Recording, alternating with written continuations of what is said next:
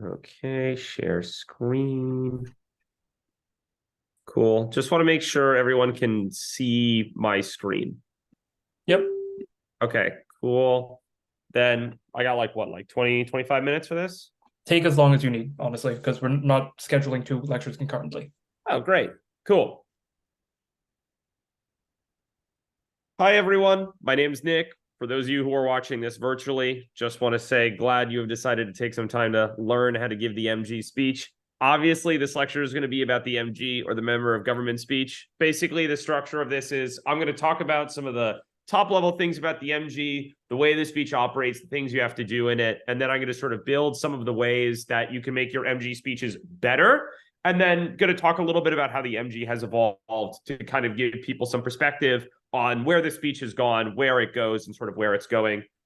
In terms of like questions, because we have at least some capacity for audience, feel free to just like raise your hand and ask questions if you need. Otherwise, like fine to field them at the end. Cool. So I'm just going to give a disclaimer to this. I, as you know, somebody who debated for a good period of time, definitely saw the MG speech change quite a lot. So some of my personal pedagogical beliefs might be a little bit different than other people. But I will note that, you know, the MG is obviously one of the four speeches you give in an after round. So I think it's kind of fundamental purpose and what it involves is not really going to change, but certainly the way that comes about is going to change. So I will say that I think some of my perspective on the MG speech is influenced by the fact that, you know, I got to see people who started their debate career in like 2016 give these speeches, and now I'm seeing people who are starting their debate career in 2023 give these speeches. So quite a lot of like numerical perspective here. So just at a basic level, this is going to be kind of the first leg of this where I'm going to talk about the basics of the MG. This is really like getting yourself from point A to point B, like what the minimal point of the speech is. I'm not going to cover like, oh, like it's 8 minutes and 30 seconds. And I'm also not going to talk about like the act of rebuttal specifically, of like how to make rebuttal like the best. It is going to largely focus on kind of the structure of it, but can, if needed, sort of go into those nitty-gritty things. So at a baseline, the MG has three roles, and those three roles are pretty simple, and all of them are necessary in order to give the best speech possible. The reason why is sort of as a matter of structure. For those of you who are unaware, the MG is the only real opportunity that government has to actually rebut and reply to the arguments that are brought up by opposition, right? If something is said in the LOC, and if it is not responded to, it is true for the round. So to the extent that that is the case, it's important that the MG exists to make sure that Gov actually has the ability to win the round, right? Like absent the MG, right? Like Op could just go up and say literally whatever they wanted, and then it would be pretty hard for them to win for the most part. So that is like the first basic part of the MG, which is just undermining the op case. And the thing is that this is the kind of task that really has a million ways to do it, but also has some commonalities between the things that need to be done. So the first part of it is just the line by line, right? Like that is the most quintessential thing that people assume the member of government speech ought do, which is respond to the opposition case.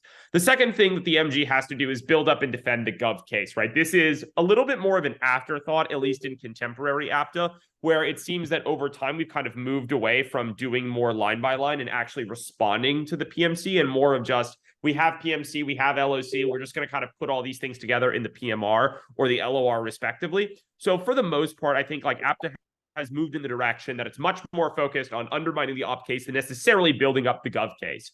And the third and probably most difficult, but really most quintessential skill of the member of government speech is the ability to clarify the round. The reason why this is important is actually very simple. There is a very clear mismatch between the way speeches are structured and the way ballots are given. Judges vote on one argument, usually might be one, maybe two. But for the most part, they vote on many fewer arguments that are actually inside the round. Like a round could have dozens or even hundreds of arguments, depending on how you classify an argument. So for the most part, judges really need very few things to vote on. So that means that every single subsequent speech should work to narrow what the round is about and what the round is not about if you want to have any chance of winning it. So for the most part, the MG's goal of clarifying the round is really, I think, the kind of unsung hero perspective. How is this done? This is done through line by line of the on and off case. This is a little bit debate jargony, but just for those who might be tuning in and don't have a lot of debate experience, the off case are the positive arguments that are created by side opposition. So when the LOC gives their constructive material, i.e. the reasons why you vote for op. That is the off case. The on case are the arguments that are extended by side government.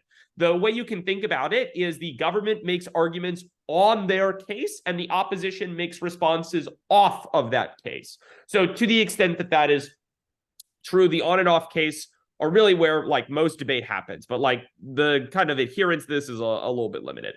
The second thing that you can do is make new arguments, right? So the best MGs are able to have a combination of extemporaneous arguments and sort of ace in the holes that they can then use to really build up their ability to win the round. And the MG is a lot more offensive when given properly, rather than just a speech that puts a bunch of responses on things. And the last thing that the MG speech does is characterization. This is really the kind of making it clear what the round is about, what the round isn't about, clarifying the stakeholders of the round, and really allowing the judge to think to themselves, I know how I'm going to vote, or I know what argument I'm going to vote on.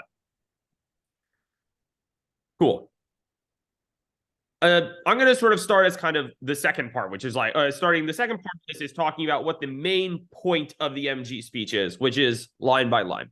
Now, I will note as a disclaimer here, as this unfortunate fellow to the right displays, a lot of the times MGs kind of just follow the order of the LOC. And this could be good, right? It's a very linear way to think of a round, right? A round goes from just like start of speech to end of speech. So you just like reply in that order. The problem is that LOs are often very disorganized, and they're disorganized for a variety of reasons. It could be A, they don't understand the case and they just sort of mosey about the arguments. It could be that they are purposely trying to obfuscate their arguments, so they have an incentive to make it unclear what they're actually saying or what the real linchpins of their arguments are. Or C, they just like do not have, as a matter of style/skill, the kind of ability to have a really clear and synthesized set of arguments. So when that happens, the LO is very unorganized. And if the MG sort of follows that track, you get a problem of the blind leading the blind, where the argument is unclear, it starts unclear, it goes unclear, it doesn't really improve. The reason why that is then a problem, I think very obviously, is that it makes your speech unclear. Because if you are just sort of following kind of a ramble with another ramble, it doesn't really add up super well. So what then do you have to do? At a top level, the MG needs order. And the best way to establish order is by not only diligently flowing your arguments, i.e. what we refer to when you're writing down those arguments, but also your ability to see common threads. The importance of flowing and writing down arguments as the MG really cannot be understated, because anything that is said by the LO is effectively true for the round.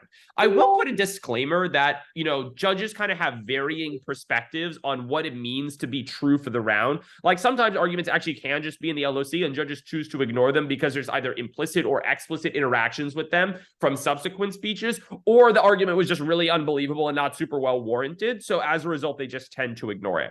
The result is that you as the MG have to be generally not always concerned about literally everything that is said, but for the most part, you should.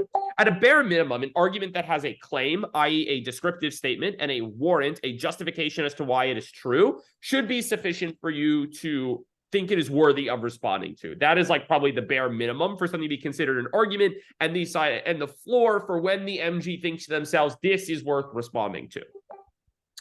So in general, you should be able to synthesize arguments into central premises in order to respond to them.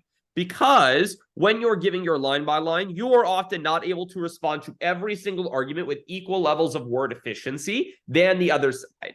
So we know that in general, the LOs can be very disorganized. They can sort of mosey about the place. Second, their claims often require more words to respond to than it takes to beat them. And third, there is sort of an ephemerality in being able to understand what is enough of an argument to be considered an argument or an assertion. The result of that is that you need a lot of order in the MG speech. That is the main focus of a good MG, is the ability to say, I understand where these arguments are going. So the MG really should then have two types of line-by-line responses. The first are sort of more macro-level responses, which are just like, here is the sum totality of their argument. Here's just a bunch of responses why it doesn't matter. Turns, i.e. their argument is actually a reason to vote for us, or just general mitigation. Then you can get to the individual line by line, i.e. the individual warrants of their argument, and reply to those. A combination of both of these things is ideally what the MG should do, right? So for the most part, some people do one, some people do the other. I think a mix of them is generally good. It sort of splits the baby, so to speak. So whenever I'm MGing, I usually like to think, what are the central thrusts of the op? And then I condense a series of responses or new arguments to directly reply to them. And then I beat them on the line by line. So I first prove why their argument isn't true, right? Or isn't relevant. And then I prove why their specific reasons are incorrect. And by doing both of those things, you're able to much more effectively beat their arguments. But in general, the MG should try to avoid falling into the pit of just, here's a bunch of words said by the LO. I'm going to reply with my own bunch of set of words. Cool.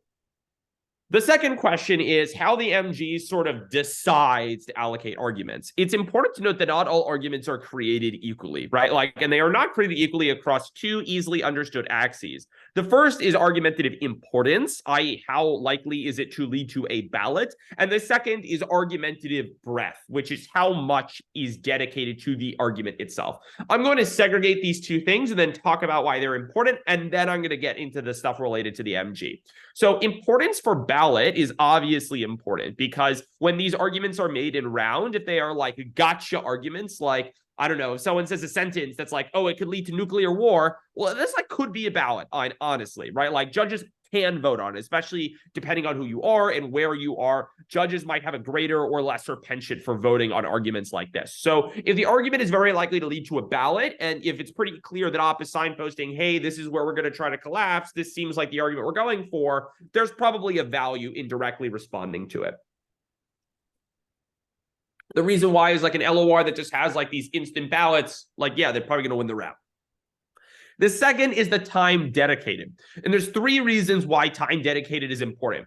The first is perceptual, which is that when judges feel that an argument has a lot of time dedicated to it, they are implicitly more likely to give it credence and believe it's valuable. Second is a practical one. If an argument just has more warrants, you need to have more responses because likely their warrants can overwhelm your responses if they have like 2 minutes of arguments and you just go like, no, or like, nah, or like, maybe. Right? So if you don't have a series of robust responses, you are not able to actually overcome their argument.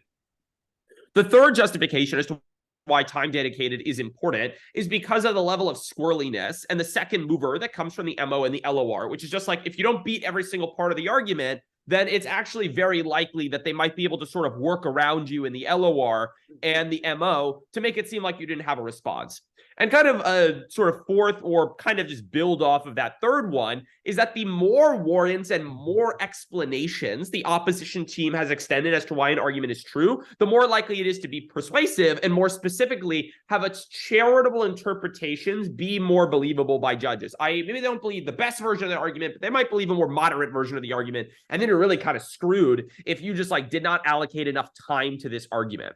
So in general, the prioritization of the MG should follow that track. And the reason why it's important, I think, pretty obviously, is just like, this is the point of the MG. I think for like the most part, people think that the job of the MG is just like produce as much content as possible, but that is like not sufficient. The reason why is that like, if the judge is just like looking at a jello mold of arguments, this is like not going to persuade them where the ballot is. What you really want to be able to do is show where the ballot is, i.e. where you can vote and where you can't vote. If you're not able to do that, your MG is just sort of walking in the park. And then more relevantly, you're just kind of hoping that the PM is going to be able to salvage all of it together. So in general, you should be focusing on prioritizing arguments and then responding to them. Once you've established that, like this is a pedagogical question, which is like, how do I understand what arguments matter and don't? Then there's a second question, which is, what does that mean in the speech itself, right? So the trivial thing it means is more responses, right? Like the easiest way I can say is, if it's a more important argument, more responses. The other part is structure. I often think that it is very worthwhile right at the top of MG to respond to the most important arguments. Because when it comes to the PMR and the judge is thinking in their mind, what am I voting on? What am I not? They are way more able to think, okay, this was the first thing said out of MG versus the 88th thing said out of MG. The second reason is you might forget about it, or you might not allocate enough time under the fear of pressure. People are often really bad at time allocation, so it's good to prioritize things at the top. And third is, specifically when answering POIs, you could just say this was the first thing in the MG. And generally, people flow better at the start of the speech relative to the end of the speech. So they're way more likely to actually have it down. And if rounds can be determined by sort of turns of phrase or kind of marginal ways that people have described things, it is very, very important to be as specific as possible. Cool. So what actually makes an argument winning? This is, again, kind of a second question, because like that graph sets up a very simple dichotomy and sort of implies that things can be on a line graph. And I could just point to be like, this is a winning argument, this is a losing argument. That's actually not really true. And there's a couple of reasons why. First, it's really hard to tell. Judges love vibing on what arguments they believe, right? Like there's some easy intuitions, which is like APTA tends to be pretty liberal. Liberal arguments get a little bit more credence and believability. You also don't have to like defend them as much. Like for the most part, we very rarely, for instance, need to defend why being generally progressive or generally inclusive is good. I think like that's a fine argumentative standard to have, but it's like probably just like true of APTA of how we evaluate arguments. So judges and their own personal biases and what arguments they think are better or worse will influence whether or not they think an argument's believable and it passes the sniff test, right? Ideally, judges in APTA are tabula rasa, which means like they vote on anything that they're told. But like the problem is like we cannot make arguments that are tabula rasa. Like in an econ round, I don't like deduce that supply and demand is real, right? I go up there and say, oh guys, X supply and demand, the arguments intersect, right? So we always start when making arguments from some assumptions about the world, whether it be the way things operate, the way actors have interests, or the things that they care about. It would be impossible for us to fully deduce arguments from what people refer to as first principles, which is like information with no pretense. Like imagine if you had never done math before. Somebody could not just do addition in front of you. They would have to explain like what numbers are or the orders of operation. So for the most part, there are biases that are implicit within arguments and implicit within the way judges view arguments that influence how persuasive they are. And it's very hard to tell with 100% certainty what arguments matter, but it is generally the case that you should focus on responding to arguments that you think might be more pivotal.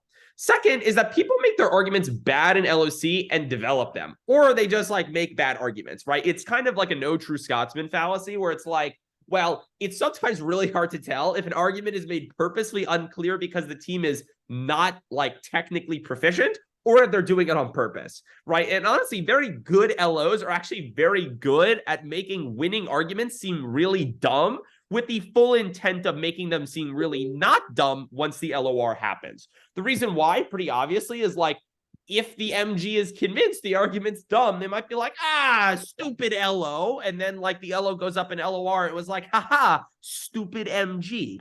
So for the most part, it's sometimes very hard to tell what arguments are good and what arguments are not. This leads to the sort of way that you can think about the MG arguments of being generally risk averse. It does have, I will note, kind of a slippery slope problem of like, people reach the inevitable conclusion that the easiest way to give an MG is just like dump every living thought they've ever had onto the flow. However, what are some qualities of winning arguments that the MG ought respond to? First, they are blippy, instant win sounding arguments. Like, this will immediately kill everyone. This will immediately crash the economy. This will lead to you getting assassinated. It's the CIA. God wants you to do it. These arguments are often very non-falsifiable, which means it's very hard to prove they are wrong, but it is very easy to prove that they are like possible. Second, they're basically the only major conclusions in the round. Like if the round is just about one thing, dollars to donuts, arguments about that one thing might matter. So if that's true, you generally as the MG should prioritize responding to them. The third is if it's actually interacting with the PM's ballots. Like if they have an argument about an island in the PMR and there's an LO argument about the island being washed away, you know, that might matter because the island would need to be there for the PMR to collapse on it. So in general, the job of the MG is not just to make responses. It is to be able to strategically think about the LO, analyze what arguments are best in the LOC, and target responses towards that. And make sure that is really like the kind of skill accumulation that you should be focusing on if you plan on MGing, you know, into the future. Cool. The last thing I want to talk about in this sort of first section is like how APTA has changed in the role of the MG. The MG is like the appendix of APTA because for the most part, it has become less and less in vogue and less determinant in rounds, right? If you look back at APTA like 10 plus years ago, people were extemping 500,000 word cases, and Op won like a lot. If you look at App to Discourse, we don't have this anymore because we lost the old forum of like App to Discourse in the early 2000s. People complained about being on Gov because you just kind of needed to have a whiff of an argument to win on Op. It really was actually kind of insane. And tight calls were just like not a thing. Old-ish APTA is like when I was a novice, so this is like the 2017, where like we had very big, dense PMCs because APTA became a lot more technical. Op was winning a lot less, and we sort of got this big rise of Op is structurally disadvantaged. We get more tight calls and a very big rise of like people prepping out super aggressively on Gov and also Op. COVID threw a wrench in all of this. The kind of collective exodus from APTA and sort of decline of American debate specifically meant that current APTA has not really maintained this trajectory. We sort of have not gotten like more and more technical. We are not getting more and more prepped. We're not getting faster and faster. And, you know, I think there's a debate about whether or not that's good or not. But the MG in the sort of like last couple of generations has changed a lot. The MG actually used to be really, really pivotal because when you're reading a 500-word extempt PMC, you really feel what it's like to not have enough content, right? Because nowadays, if you have a 15, 16, 1800-word PMC, you probably have enough content to win around. But if you got a 500-word PMC and you're talking at a conversational tone, maybe not so much. And if you've ever been at a motions tournament, you certainly felt this, right? APTA motions and APTA cases have gotten more and more different in terms of the experience and the debaters they privilege because APTA cases has become much less extemporaneous than APTA motions kind of structurally is. So to that extent, the MG has really fallen out of vogue because we don't have many motions tournaments relative to cases tournaments. I think it's like maybe 1 to 3 or 1 to 4. And then also, as cases have just gotten a lot more content dense, it has just not really been the case that the MG needs to add a lot of content to the round. So it's sort of relegated as this like very brutish, unstrategic speech rather than like something that could actually be really built up. And this kind of persists now, right? Like most people never want to opt. They really just think that the MG is like, I rebut everything. I don't really add anything new to the round. And then I just collapse on the PMC. And that's kind of the way that people view the MG. And the reason that has happened is because cases have gotten very, very developed in terms of the amount of arguments. And Op has sort of moved out of strategic lockstep with Gov and is focused more on just like, I'll take the 15 minutes of prep. I'm going to write an LOC. And that has sort of made some strategic weirdness with the MG. Now, the reason I say this is not to just like complain about it as a boomer. The reason I say this is for those of you who want to MG more, I would suggest you avoid falling into this because really, I think the reason why people don't like the MG is because they feel that's all this is, that it is just a speech to give line by line rebuttal. It does not have strategic value and it's not a speech that actually requires you to think. It's like if I had a very large horse and I could like attach it to a cornfield and just like have it harvest corn, that's effectively what the MG is, just like aimless work. Whereas the PM is like the intellectual thinking speech. And I think the reason why is more of how APTA has changed relative to how the speech has changed. Cool. Before I move on to the sort of next section, does anyone have any questions about the things I've said thus far?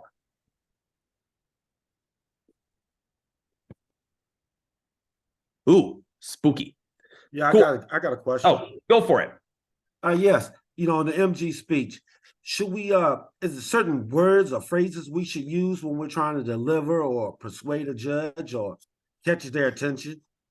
I think there's no different speech or no different language to use in the speech than, for instance, you would use in any other debate speech. But at the very least, the MG, I think, should be more attentive to the signposting, i.e. the MG should be a lot more focused on explaining, here is the argument that Op made. And I think instead of just saying, here's what they kind of said, right? Like sometimes they'll be like, their Op 1 is backlash, right? You should be like, their first Op is backlash. They have 3 warrants. Warrant 1 is this, 5 responses, right? Being very, very articulate in how you directly tie your responses to their arguments is very useful in allowing the judge to reconcile the flow and understand if an argument is actually beat versus them just seeing, here's their arguments, here's responses, and I'm just going to put them together. Does that make sense? Yes, sir. That was good. Cool. Appreciate it. The last disclaimer I want to have is I know I sort of ragged on just like going up there and being like, oh, I'm going to do mitigation for 8.5 minutes. But remember, you are the only one who can really do that to the LOC. The MG is an unsung hero in that regard, and that it requires structurally a degree of mundanity. That is, on op, you can avoid the on case if you get really good at opping. You can avoid the sort of boring line by line or what people think is boring. PM, you don't have to do it at all, right? Like PMR just goes up, hopes the judge forgets that the MO happened, and then just says like, guys, remember how cool my PMC is. The MG is not a speech that can run away from that. You need to do the line by line. That is like your main job, and you cannot give another PMC. Granted, if you get really good at doing drills and practicing your line by line, you can do a line by line of a whole LOC in 3-4 minutes, right? Because that's about 1.5 to 2 times more efficient than an LOC if you really practice it. But you can't just give theatrics, right? You can't just give 8 minutes of new arguments. It's just not going to work. Cool. However, the weight of the round is on your shoulders. And here for comedic effect, the average MG. Why do I think that the MG not being good has sort of plagued the way that people debate? Because it's an average cycle. People have been told the MG is bad. This is the average MG. It's a magic harp. And as a result of that, they've been told that only people who are bad do the MG, that the worst partner has to MG. I got told this all the time, right? I was a career MG, and people would always tell me, oh, Nick, the MG, no strategy. The PM is the smart speech, right? And I know I just sort of sound like I'm sort of waxing poetic and complaining, but I think it is like a very dogmatic thing in APTA that we sort of think the MG is not the strategy speech. But the problem is that this is cyclical. We tell people the MG is not a strategy speech. They don't treat it as such. It on average performs worse. And self-selection, i.e. the most competitive APTA debaters or the debaters who want to be the best, are told that the only way to win is to PM. And then as a result, judges stop considering the MG because they don't see it actually do well. And then people don't treat it that way, et cetera, et cetera. So the problems compound on themselves. And the issue is, when you're trying to go from a okay MG to a great MG, there's a lot of things you have to change that we often do not prioritize. Cool. So what are the 3 things that can really make a good MG? The first is new offense, right? So I'll just take a quick straw poll here. Who has been in a round where the MG has read new offense and it's been like totally new, like directly responsive to your LOC, and really felt like the MG was like using all of their brain cells? They try to do that all the time. Cool. Okay, great. So a lot of people lucky. Now, granted, I'm just gonna hope that people are raising their hand, and the examples that come to mind are not like just one person. I hope it's more than one, but I'm just gonna assume it is. The best version of a good MG is being able to create new extemporaneous offense, right? And I'll talk about in a little bit where you can do that and where you can sort of work on building that skill. But in general, it's I hear the op, I know the gov, I'm going to build new arguments, give them right at the top of the MG. The op has already been blown to smithereens, right? And this offense should clearly beat their arguments, should have additional ballots for you and built-in weighing. So all the PMR has to do is say, oh my God, the MG is so good. Look at the argument they gave. They weighed it. It won the round. And then they get to do their normal PMR thing. And for all of you who are PMs, I would suggest listen to, I think it was Ahmad who gave a PMR lecture, and you should listen to how he thinks you should construct ballots. The sort of middling version of this is prepped ballots you just wrote out. Plenty of people write cases and then they think of new arguments, but the PMC is too long and they're like, okay, it's time for the MG. So they write out these arguments, they like copy paste them on Facebook Messenger and send them to their partner or put them on a Google Doc and make their partner read it. And then their partner just gives their speech. This is kind of like the equivalent of just like going to a buffet and putting everything on a plate. Like you can do it. I don't necessarily suggest you do it. The reason why is, I think, very obvious, is that it feels out of place. It's a little odd. It's circling the square effectively. Because if you have not thought about how your offense and the op offense interacts with itself, you're just sort of making a bunch of new arguments and like maybe the PM collapses on it or maybe they don't. So if you're not totally clear as to why an argument is winning, as to why it weighs against the other side, this is not really a good version of that new offense. So I would sort of refrain against just like writing out a bunch of MG blocks, which are like written out arguments on a Google Doc that kind of just read like PMC, and then just saying them or making your partner say them if you're the PM, which usually tends to happen. The rest, or the worst version of this, is just like a random argument. Like sometimes people just like write what they call MG spikes. They'll go up there and they'll be like, okay, judge, it's going to be an MG spike and then off case, on case. First of all, never admit you're giving an MG spike. Like, why would you do that? That's like doing a magic trick and being like, okay, guys, here's where I'm going to pull the rabbit out of a hat. So for the most part, it doesn't make a ton of sense. But just having a random argument is not super useful and strategic. In general, you should make sure your MG offense, if it is new, is tailored. However, arguments should attack the fundamental premise of the LOC, i.e., assume the LOC is true. What are new arguments that you can make that actively beat what the LO is talking about? Why? The LO often generates many arguments or is unclear, which makes it hard for the MG to respond to everything. So arguments that win despite the LOC being true are kind of just like axiomatic good. And also, I think you should think about some of the pre-argumentative premises of the op. So for instance, if you're debating, I don't know, like a personal choice case, and they have an argument that's like, this will increase your options for decision-making or increase the amount of optionality you have. If you have a new MG argument that says, well, optionality is bad, this means that even if op is correct, you get more optionality, they haven't proven that their impact is good, right? It is a top-level impact turn to their argument. And then the third thing that the MG should do is really clarify the round, right? Go up and say, here's what matters, here's what doesn't, here's a bunch of reasons why this matters and this doesn't, and really try to synthesize the round. So if you don't get to everything, at the very least, the PM has the opportunity to collapse on something. And also there's going to be a lot more of a, I'd say, connection between the arguments and interaction between the arguments. Moving on from that, how do you do this? First, read the case. Do not spring upon your partners if you are PMing, just like the argument, or the case. Don't just like drop the case and be like, okay, are you gonna like flow all of these things? No. You should read the case as the MG. Generally speaking, the MG kind of like passenger princesses in POCs, and it kind of just like sits there and lets the PM answer questions. If you were one of my partners, you got to be the exact opposite. If I was MGing the case, I was answering the POCs, no ifs, ands, or buts. There was no debate about it. But you should be reading the case. Some people pre-flow, which is writing out the PMC, like flowing it during POCs. You can do that. Other people, I'd say, just like read the arguments, make sure you understand what's going on. And then also you should talk with your partner what the collapses are. So when you're in the POC period, you can think to yourself, they want to collapse on this. I'm going to make another argument that allows us to win this clash. If they have an argument about the economy, I'm going to think of another economic argument. If they have an argument about politics, I'm going to think of another political argument. If they have an argument about philosophy, I'll think of another principled argument. All of those are things you should be doing in the POC period.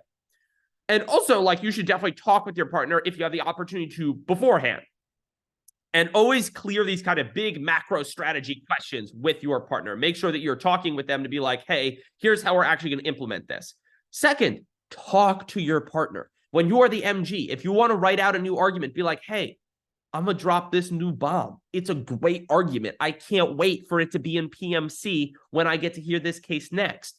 But in general, you should make sure that if you are goving, writing out these arguments is very good. Usually the MG just like sits there, right? And granted, like to a certain extent, I was fine doing that if I could really trust my PM, and I candidly did it all the time. I would just kind of like mess around in the POC period. Sometimes I would just like really like just start joking. But if you are like, I need to win this round and you need to lock in, your main goal should be, as the MG, thinking about what the PMR is going to look like and how you can help get there. What can you do to maximize the amount of times that you're in the ballot? Because that is the way that you're going to win the round.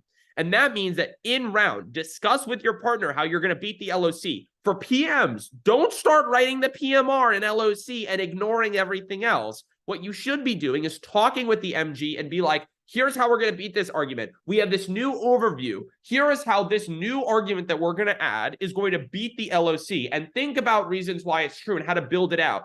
If you are working with the person who has written and run the case, you are most likely to succeed doing that. And in general, you should have the MG reading new offense. The reason why is very simple, is like the MO is either going to drop it, great, instant ballot, win for Gov, because, you know, I guess we need more of those, or the MO actually interacts with it, boom, the PM can respond to it now. So it's a win-win situation. Because of the way the PM MO MG dichotomy works, it's almost always good to have new offense in the MG because the PM's responses are often overcredited, i.e., a response of the MO from the PM is taken way more seriously than a response of the MG to the LO because we assume the PM has to have fewer responses.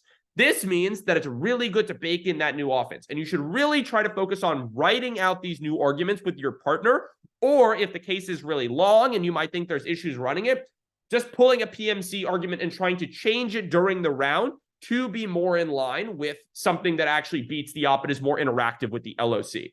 Here's the thing. This is easier said than done, and one of the things I sort of want to leave on is talking about how to get better rootly at the MG. The first thing is just doing drills, and I'll open it up to questions after this.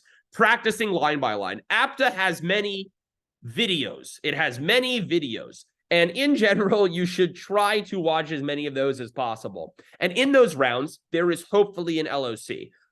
I would, if you want to get better at the MG, flow those LOCs, give practice MGs, and cut down more and more the amount of time you allot yourself to respond to the LOC. Additionally, you can think of how you're going to just group arguments, right? If you want to be able to, for instance, understand if you know how to flow properly, watch the LOC, write down the arguments, and see if you can dictate them back. Watch the LOC again, and then see how accurate you were. And the third drill that I would focus on is just content generation. Motion drills, prepping motions are really good ways for MGs to get better because it allows you to think of new arguments. And a lot of the part of the MG is content generation of rebuttal, which is also going to go hand in hand if you are better at constructing new material. So with that said, that sort of brings me to the end of my lecture / large rampage talking about the MG. Tried to keep it not terribly long. Does anyone have any questions? Stop my share screen now.